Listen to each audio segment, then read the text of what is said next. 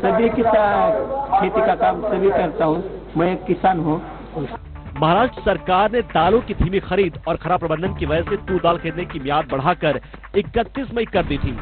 बावजूद अभी भी लातूर के किसानों की 1 लाख क्विंटल से अधिक दालें खरीदी नहीं जा सकी हैं। तूर दाल से लदी गाड़ियां खरीद केंद्र पर मौजूद हैं, लेकिन खरीदी की रफ्तार बेहद सुस्त है, जिससे गुस्साए किसानों ने अपने दालों को फेंकने की चेतावनी दे दी है।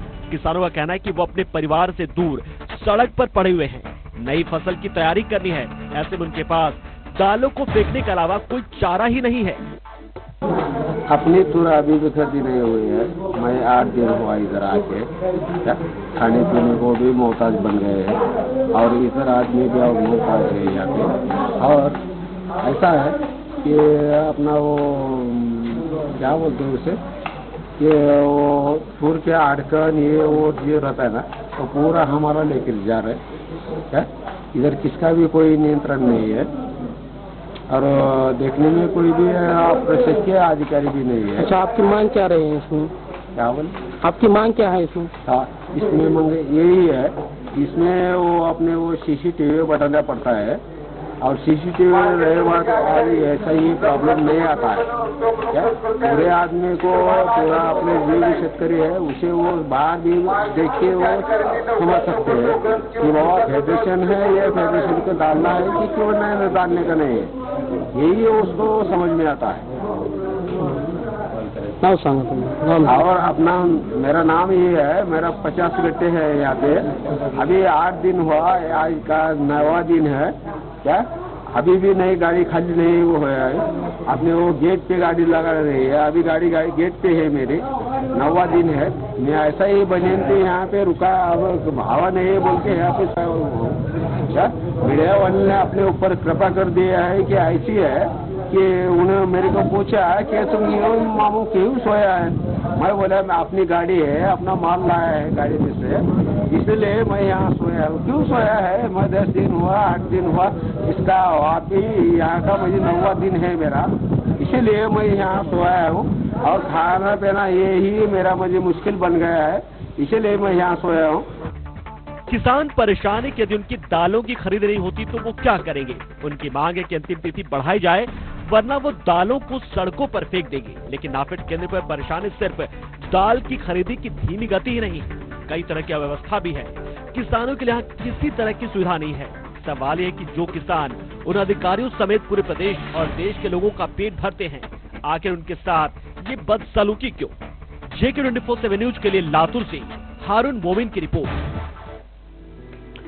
किसान हमारे अन्नदाता हैं और इन्हीं की वजह से हम जिंदा हैं। बावजूद किसानों को इतनी जो है उनकी मुश्किलों का सामना करना पड़ रहा है और महाराष्ट्र में आज किसानों का गुस्सा उबल पड़ा है, वो हड़ताल पर जा चुके हैं। उसकी शुरुआत कहीं न कहीं तूर दाल में आ रही खरीदी में इन अड़चनों को माना जा रहा है। साथ ही कर्जमाफी की मांग भी है।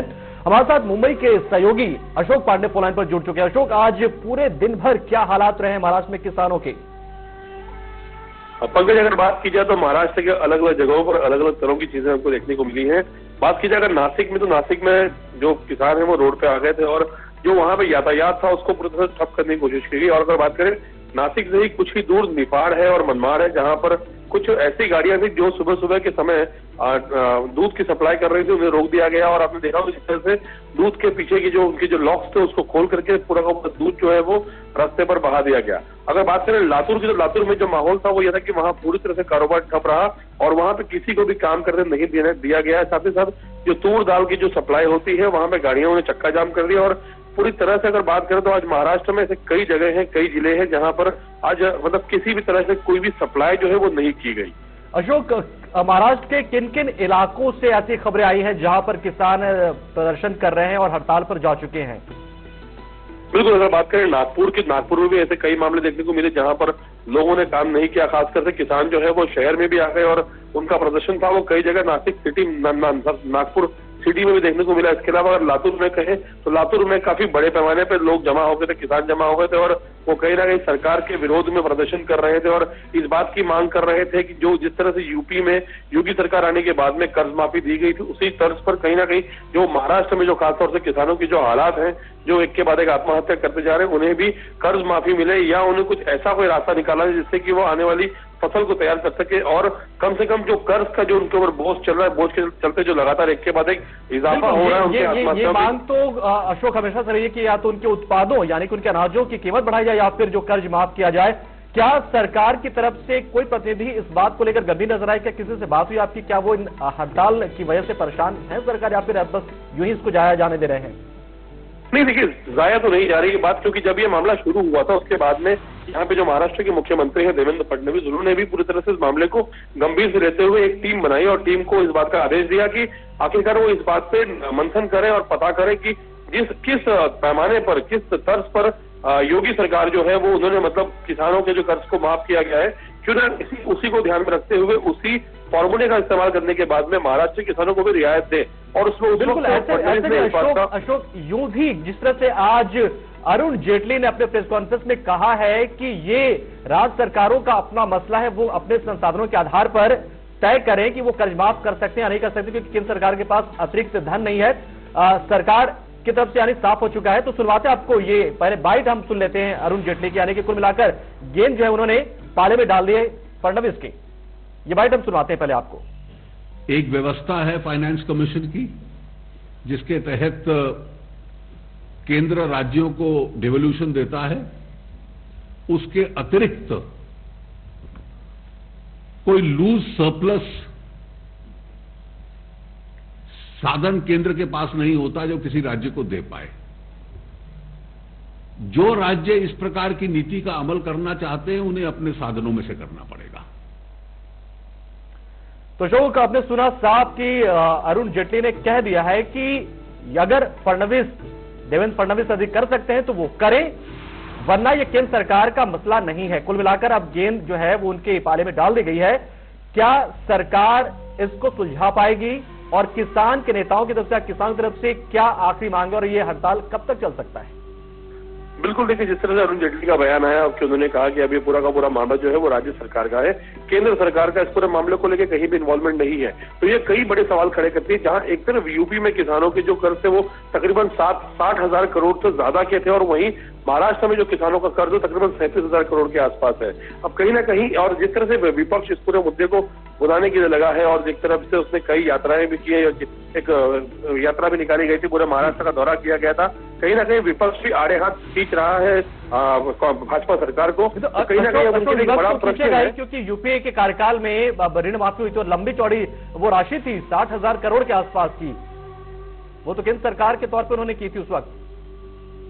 बिल्कुल, देखिए, अगर बात करें तो ये सिर्फ मौके को बनाने वाली बात है। जिस तरह से ये यूपी सरकार ने जिस तरह से किया उसके बाद में अब यहाँ एक मौके को बनाने की कोशिश कर रही है विपक्ष, लेकिन कहीं ना कहीं अब एक बहुत बड़ा प्रश्न भी सामने खड़ा हो गया देवेंद्र फडणवीस के लिए कि लगातार ये मामला गर्माता जा रहा है और कहीं ना कहीं पे जैसे कि पहला दिन था हड़ताल का और हमें कई जगहों पे देखने को मिला कि जो यातायात है और जो चीजों की सप्लाई है उसमें बड़ी मात्रा में रुकावट देखने को मिली है, इन्हें नहीं की गई है। तो कल का जो दिन होगा बहुत ही महत्वपूर्ण होगा और हो सकता है कि जो ये हड़ताल है ये लंबी चले और कल का जो दिन हो वो बहुत ज्यादा कठिन हो और इसमें ज्यादा से ज्यादा जो सामान है वो सिटीज में ना पहुंच सके और कहीं ना कहीं जो लोग हैं जो सामानों को पहुंचाने का काम करते हैं पूरी तरह से वो भी किसानों के समर्थन में उतर जाए। अशोक, किसी किसान नेता से आपकी बातचीत हुई है? क्या कहना है उनका? आखिर वो किसी बैनर के तले हड़ताल करे किसान या फिर ये सामूहिक निर्णय हो चुका किसानों का कि वो हड़ताल पर है? बिल्कुल, देखिए पंकज, हमने इस पूरे मामले को लेकर के कई मंत्रियों से बातचीत करना चाहा, लेकिन क्योंकि ये मामला अपने आप में इतना गर्मा गया है कि कोई मंत्री इस पूरे मामले में कहने के लिए कुछ भी तैयार नहीं। हर किसी को लग रहा है कि हम इसमें कुछ कह देंगे तो नया फसाद, नया विवाद हो जाएगा। हमने इस मामले में कई लोगों से बातचीत करने की, हमने कई लोगों से फोन भी किया, हमने कई लोगों से पर्सनली भी बातचीत करना चाहिए, मगर दुर्भाग्यपूर्ण रहा कि इस मामले को लेकर के कोई भी नेता कुछ भी कहने को तैयार नहीं है। चलिए, बहुत बहुत शुक्रिया अशोक हमारे साथ जुड़ने के लिए और इस खबर तमाम अपडेट्स देने के लिए। तो हालात बेहद खराब हो सकते हैं आने वाले दिनों में, क्योंकि यहां पर साफ कहा जा चुका है किसी तरह से जैसे किसान हड़ताल पर है तो ये मुश्किलें बढ़ सकती है आने वाले दिनों में, क्योंकि जो तमाम खाद्य सामग्रियां हैं वो शहरों में नहीं पहुंच पाएंगी। कुल मिलाकर मामला बेहद गंभीर है और संजीवनी के साथ राज्य सरकार और केंद्र सरकार दोनों को सोचना होगा। तो एक तरफ किसान परेशान है, हड़ताल पर है, लेकिन सही मायने में कृषि की वजह से ही देश की जीडीपी इस बार थोड़ी संतुलित रही है। वित्त मंत्री अरुण जेटली की तरफ से इस पूरे मामले को लेकर क्या कुछ कहा गया वो हम आपको सुनवाते हैं। Several factors which can contribute to a GDP in a particular quarter. There was some slowdown visible given the global and the domestic situation even prior to the demonetization in the last year. There was impact of global factors. There could be some impact on one quarter or so, or 2 quarters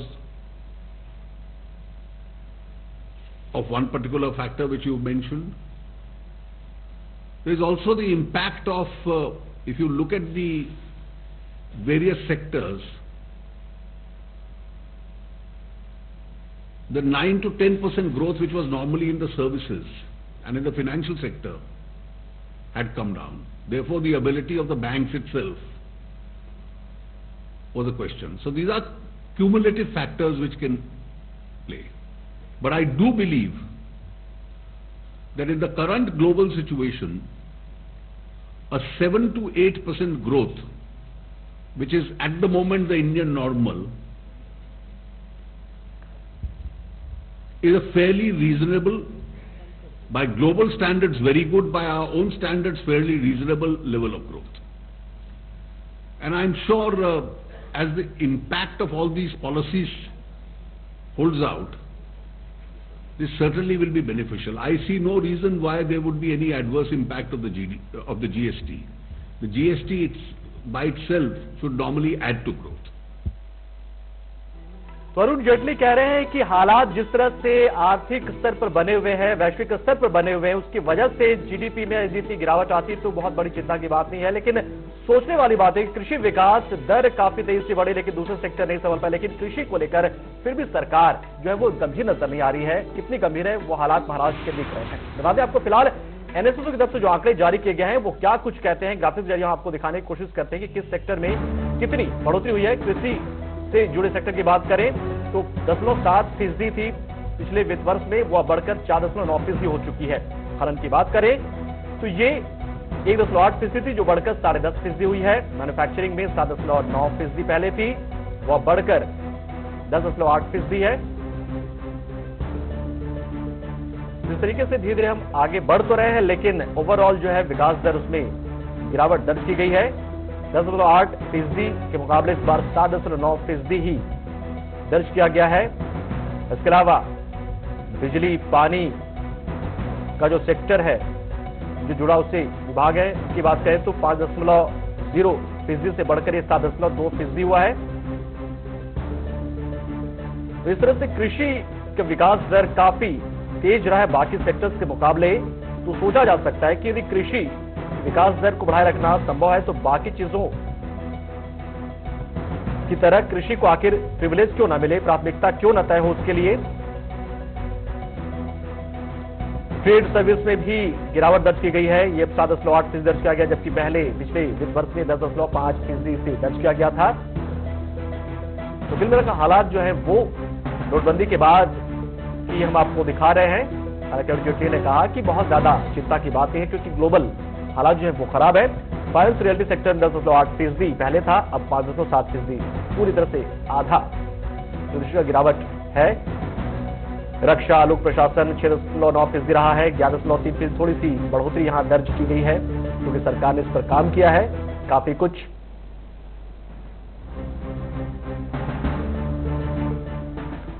तो NSSO की तरफ से आंकड़ा तो जारी किया गया है और इसमें कृषि विकास दर काफी ऊंचा रहा है और इस वजह से अब सरकार को चाहिए कि वो कृषि विकास में ज्यादा संजीदगी से दिखाए। लेकिन आपको दिखाते हैं आगे कुछ और अहम खबरें जो कि किसानों से जुड़ी हुई है, फटाफट अंदाज में। राजधानी रांची के कांगे प्रखंड के चुटू पंचायत के रेंडो गांव में किसान जुड़ी जानकारी देने के लिए मीडिया संवाद का आयोजन किया गया। मीडिया संवाद कार्यक्रम में रांची ने जिला में चल रहे योजनाओं की जानकारी दी गई। राहत मानसून से पहले खेती कैसे बेहतर हो, किसान बीमा योजना और डोभा निर्माण साथी तालाबों के निर्माण पर जोर दिया गया। वहीं 18 से 20 जून तक प्रखंडों में कृषि जागृति अभियान चलाए जाने की बात भी कही गई। पीएम सिंचाई योजना, पीएम फसल बीमा योजना में 1.5 लाख किसानों को जोड़ने का लक्ष्य भी तय किया गया है। मीडिया संवाद कार्यक्रम के बाद डीसी रांची जो है मनोज कुमार, उन्होंने बताया कि जागरूक हो रहे किसान और क्या कुछ कहा वो हम आपको सुनवा रहे हैं। काफी अच्छा ड्रिप इरिगेशन यहाँ के किसान कर रहे हैं। तो एक तो हम चाहेंगे कि ड्रिप इरिगेशन का प्रचार प्रसार काफ़ी ज़्यादा हो चुकी है। यहाँ के क्लाइमेट के हिसाब से और यहाँ के टोपोग्राफी के हिसाब से जो झारखंड में है और रांची में विशेष करके अनरिलेटेड टोपोग्राफी है, उसके लिए और जिस तरह से सब्जी जोन है यहाँ पर, उस हिसाब से ड्रिप इरिगेशन एक बेस्ट इरिगेशन सिस्टम है। एक तो हमारा प्रायोरिटी फोकस जो है इस बार एग्रीकल्चर में रहेगा, जिसमें जून में मेड़बंदी अभियान हमारा चलेगा कि हर एक जो ऐसे प्रति खेत हैं उसको हम लोग कोशिश करेंगे कि वो प्रति खेत जो है हमारे प्रति इस बार ना रहे। उसके बाद फसल बीमा योजना के अंतर्गत हम लोग लगभग 1,70,000 किसानों को पूरे जिले में आच्छादित करने का कोशिश करेंगे। इधर मध्य प्रदेश के बुरहानपुर में कृषि मेला का आयोजन किया गया। कृषि मंत्री गौरीशंकर बिसेन इस जिला स्तरीय कृषि विज्ञान मेला और महोत्सव कार्यक्रम में मुख्य अतिथि के तौर पर पहुंचे हुए थे। मंत्री बिसेन ने पत्रकारों को बताया कि उनके विभाग ने 2 ऐतिहासिक फैसले लिए हैं जिनका सीधा फायदा किसानों को मिलना तय है। सरकार ने यहां सरकारी एजेंसी एमपी एग्रो से अब किसानों का अनुदान प्राप्त कृषि उपकरण खरीदने की बाध्यता खत्म कर दी है। साथ ही अब किसान कोई भी रजिस्टर्ड डीलर से अपना मनपसंद कृषि उपकरण खरीद सकता है। किसानों को उनके हिस्से की सब्सिडी सीधे उनके खाते में पहुंचा दी जाएगी। इसके अलावा खेतों में काम करने वाले किसान मजदूर चाहे वो किसी प्रदेश के क्यों ना हो, उनकी सुरक्षा की बात यहां की गई। उन्हें अगर उनकी अकाल मौत होती तो सरकार उन्हें 4 लाख रुपए मुआवजा देगी।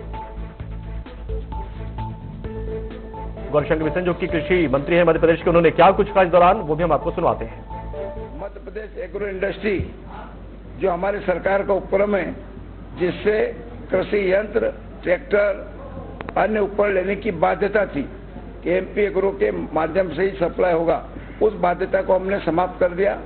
और अब किसी भी रजिस्टर्ड डीलर से जिसको शासन का मान्यता है, ऐसे मान्यता प्राप्त संस्था से, प्रतिष्ठान से, उस कंपनी से सीधे किसान ट्रैक्टर, उपकरण, पंप, पाइप, जो भी हमारे कृषि के आवश्यकताएं उन सब की प्राप्ति कर सकेगा और उन्हें भी उतना ही अनुदान मिलेगा जितना एमपी एग्रो के माध्यम से मिलता था। ये काफी दिन से मांग थी किसानों का था कि भाई हम बाजार में जाते हैं तो हमको वही क्वालिटी बल्कि उससे अच्छी क्वालिटी कम रेट में मिलती है। तो हमने किसानों की मांग का समर्थन करते हुए एक बहुत ऐतिहासिक फैसला। इधर केंद्रीय कृषि और किसान कल्याण मंत्री राधामोहन सिंह ने विश्व दुग्ध दिवस के मौके पर गोकुल मिशन पुरस्कार का वितरण किया। इस मौके पर गौपालकों को राष्ट्रीय गोपाल रत्न और कामधेनु अवार्ड प्रदान किया गया। इस कार्यक्रम का मकसद दुधारू पशुओं का संरक्षण और संवर्धन करने के साथ उनके पालन के लिए पालकों को जागरूक करना भी था। इस मौके पर कृषि मंत्री ने बताया कि पिछले 3 सालों में देश का दूध उत्पादन तेजी से बढ़ा है। साथ ही समय समय पर दूध की कीमतों में वृद्धि की वजह से किसानों की आय में बढ़ोतरी हुई है। कृषि मंत्री ने इस मौके पर कहा कि देसी नस्लों को सुधारने के लिए राष्ट्रीय कामधेनु प्रजनन केंद्र की स्थापना की जा रही है। साथ ही ई पशु हाट के जरिए दूध उत्पादक एक प्लेटफॉर्म पर आ रहे हैं। राधामोहन सिंह ने इस दौरान क्या कुछ कहा ये हम आपको सुनवा रहे हैं। पुरस्कार मिलता है श्रीमती मानिकबा विनय विहार गौशाला को। कृषि मंत्री ने इस दौरान क्या कुछ कहा, लोगों को संबोधित करते वो भी हम आपको सुनवा रहे हैं।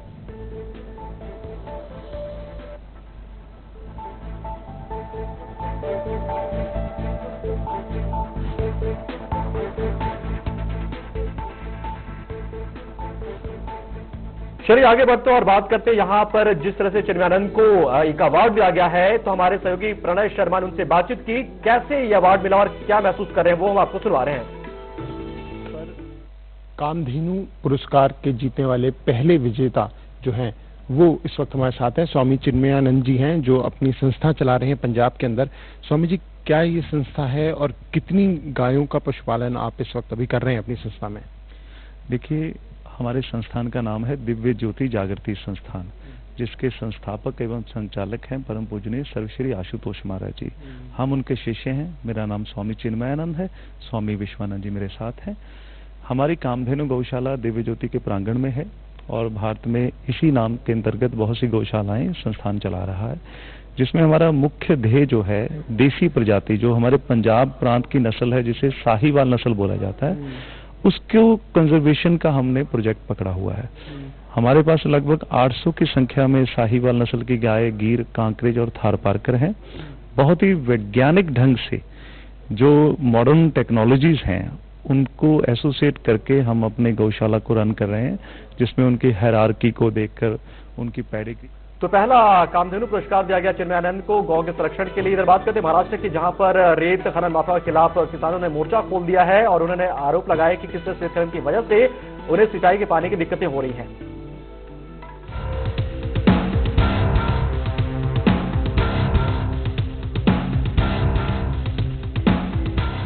सांगली के जामुली गांव की सीमा में नदी जितना बड़ा नाला बहता है।